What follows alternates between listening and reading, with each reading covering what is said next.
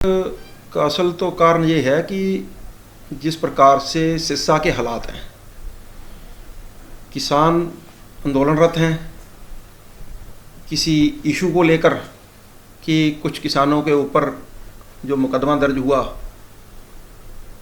उस मामले में जो प्रशासन ने पूरे जुडिशल कम्प्लेक्स जो है, कचहरी है, जजेस का रेजिडेंस भी उसमें शामिल है, जो जितनी भी अदालतें हैं, प्रशासनिक ब्लॉक हैं, वो सारा सील किया हुआ है, बैरिकेडिंग की हुई है। तो वहाँ पे वकीलों को भी आने में परेशानी हो सकती थी, क्लाइंट को भी आने में परेशानी थी।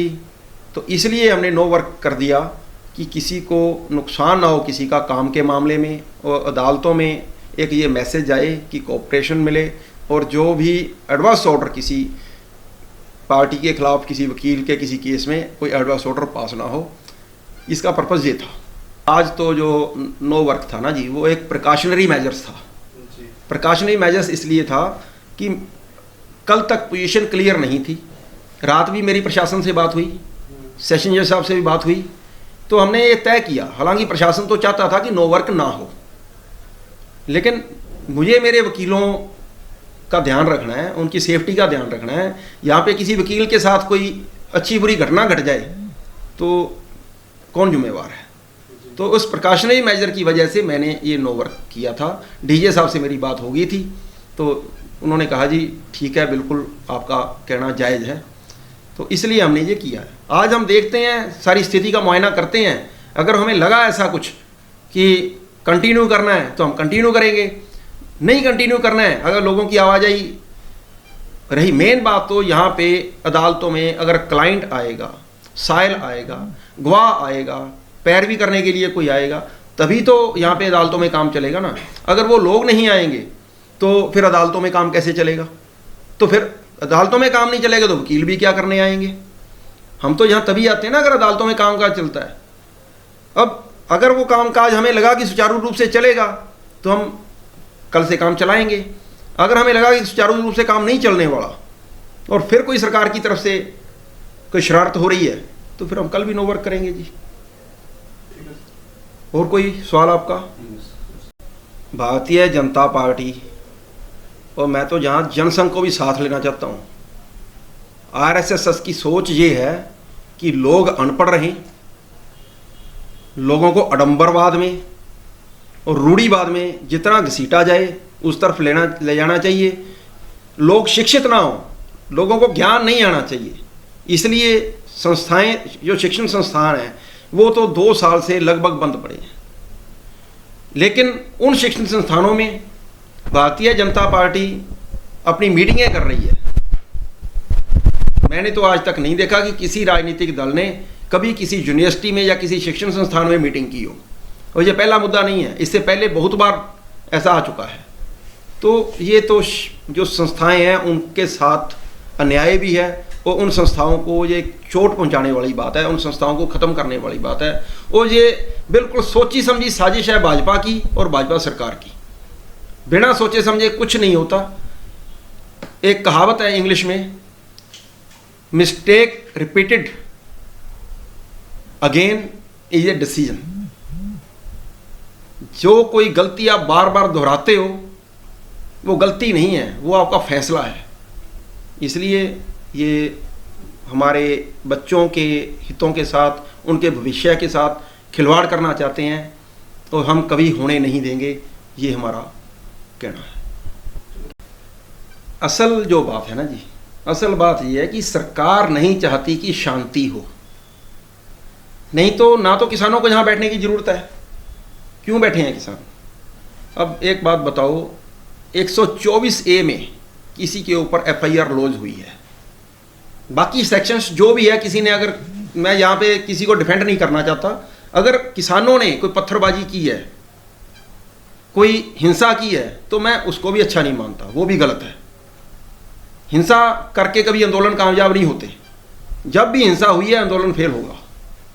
जिन लोगों ने अगर पत्थरबाजी की है, अगर कोई शरारती तत्व है उसमें, तो वो भी गलत है। अगर कुछ राजनीतिक कार्यकर्ता आंदोलन की आड़ में अपनी राजनीति कर रहे हैं, वो भी गलत है। और हो सकता है भाजपा ने या सरकार ने कुछ ऐसे शरारती तत्व उसमें घुसा दिए हों ताकि ये जो है पत्थरबाजी हो, हम उस आड़ में ये सारा कुछ करें। ये कुछ भी संभव है, मैं किसी को कोई क्लीन चिट देने वाला नहीं हूँ, लेकिन सच्चाई ये है कि ये अगर शरारत हुई है, किसी तरफ से हुई है, पत्थरबाजी हुई है, लड़ाई, जो भी हिंसा हुई है, ये निंदनीय है। आंदोलन शांतिपूर्वक होना चाहिए, लेकिन वो क्यों बैठे हैं? अब देखो, अगर हिंसा हुई तो हिंसा तक ही रहना चाहिए ना, जितना उन्होंने किया वहाँ तक FIR लॉज हो जाए तो अलग इशू है, लेकिन उसमें आप हर बात में देशद्रोह को घसीट देते हो। पिछले 7 साल में जितना देशद्रोह के बारे में फैलाया गया, आज तक पूरे 70 साल में धारा 144 का उतना इस्तेमाल नहीं हुआ जितना पिछले 7 सालों में हुआ। जो भी आदमी सरकार के खिलाफ बोलता है, अपनी बात कहने की हिम्मत जुटाता है, उसे 124 के द्वारा दबाने का प्रयास है। सुप्रीम कोर्ट ने यहाँ तक कह दिया कि इसका मिसयूज हो रहा है, बहुत से फैसले सुप्रीम कोर्ट के इसके खिलाफ आ गए। तो प्रशासन को ये सोचना चाहिए कि हम 124 क्यों लगा रहे हैं, क्या सुप्रीम कोर्ट से बड़े हो गए ये? और मैं तो ये चाहता हूँ कि वास्तव में किसानों को इस मामले में एक कंटेम्प्ट पिटीशन दायर करनी चाहिए सुप्रीम कोर्ट में। ये सुप्रीम कोर्ट के ऑर्डर की भी अवहेलना है 124 लगाना। ये सही बात तो ये है कि सरकार जानबूझकर, और मैं यहाँ कहूँ कि भारतीय जनता पार्टी जो है, भाजपा सरकार भी उन्हीं की है, नीचे भी ऊपर भी, उनका एक ही मकसद है अव्यवस्था फैलाना, हर स्तर पे अव्यवस्था, और जानबूझ कर अव्यवस्था फैलाते हैं, शरारत करते हैं, लोगों को उकसाते हैं कि दंगा हो, लड़ाई हो, झगड़ा हो। यहाँ पे सिरसा में जो मामला हुआ, जो आज का जो नया मामला है, जो लेटेस्ट, ये इसलिए हुआ कि भारतीय जनता पार्टी ने अपना एक प्रशिक्षण शिविर, जैसा कि इनके नेताओं ने एक नए नए नाम दे देते हैं ना, वो नाम से निकल के बात आई। वो कार्यकारिणी की मीटिंग कुछ बोल रहे हैं, चलो जो भी उनकी एक मीटिंग थी वो भारतीय जनता पार्टी की मीटिंग थी। वो एक मीटिंग रखी, यूनिवर्सिटी में रखी, शिक्षण संस्थानों में कभी राजनीतिक दलों की मीटिंगें नहीं हुआ करती। और वहाँ पे सबसे बड़ी जो बात है, डिप्टी स्पीकर रणवीर गंगवा जी का वहाँ आना, ये बहुत, जितना मैं कहूँ, निंदनीय है। स्पीकर जो है वो कभी किसी पार्टी का नहीं होता, स्पीकर साझा आदमी होता है, कॉन्स्टिट्यूशनल पोस्ट है वो। उन्होंने उस पद की गरिमा को गिराया है, और उस पद की गरिमा पे धब्बा लगा के वो एक राजनीतिक पार्टी के कार्यकर्ता बन के उस मीटिंग में आ रहे हैं।